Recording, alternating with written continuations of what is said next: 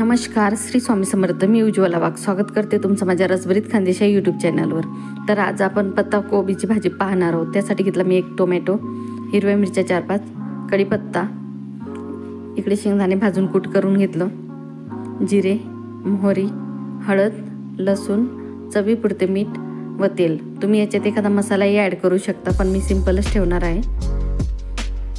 तर इकडे बघा, आपण कोबी छान बारीक कट करून घ्यायची.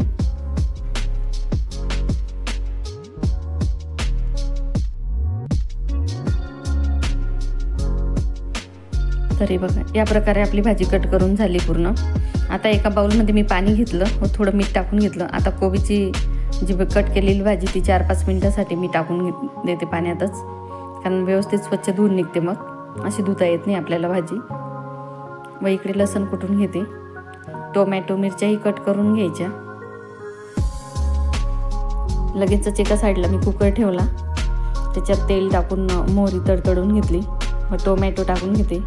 तेही फ्राय होऊ देते की लगेचच मिरच्या, कढीपत्ता वगैरे टाकून घ्यायचा. तर हे बघा, छान फ्राय झाले सगळं. त्याच्यात जिरे टाकून घेते, लसूण कुटलेला बारीक. ही भाजी खूप झटपट बनते. खूप घाईत असाल तर नक्की करा. व मी तर बऱ्यापैकी भाज्या कुकरमध्येच करते. आता स्वच्छ धुवून घेतलेली कोबी टाकून घेऊ आपण. तुम्ही ही लाल चटणीमध्येही करू शकता सेम मिरच्याऐवजी, पण मुलंही खातात अशी भाजी, म्हणून मग मी अशी करते.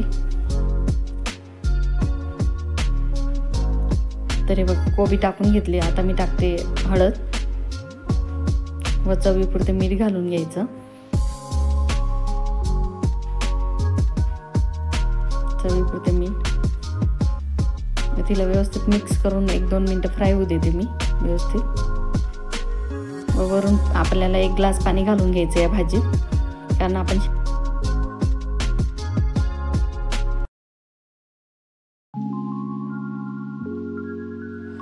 तर हे बघा, पाणी घालून घेतलं. बघा, लगेचच आपण कुकर बंद करून घ्यायचा फुल फ्लेमवरती. 2 शिट्ट्या होऊ द्यायच्या व लगेचच कुकर ओपन करायचा व इयर काढून ओपन करून घ्यायचा, नाही तर वर कुक होते मग आपली भाजी. तर पटकन होते. खूप घाईत असलं तर पटकन बनवता येते भाजी. मी मुलांसाठी खूप सिंपलच बनवली, त्यांनाही डब्याला देता येतं. व आपण ही भाकरीसोबत चुरून खाता येते ही भाजी, खूप छान लागते. तर आता शेंगदाणे जे आपण कूट करून घेतलं ते टाकून घेते. 1-2 मिनटं परत तिला शिजू देते, 2-3 मिनटासाठी कमी गॅसवरती, व गॅस बंद करते. छान तयार आहे आपली भाजी. अशा झटपट, पौष्टिक व पारंपरिक रेसिपी मी माझ्या चॅनलवर दररोजच घेऊन येत आहे. तुम्ही माझ्या चॅनलला लाईक, शेअर व सबस्क्राईब केलं नसेल तर नक्की करा. व रेसिपी कशा वाटताय ते कमेंटमध्ये नक्की टाका. धन्यवाद.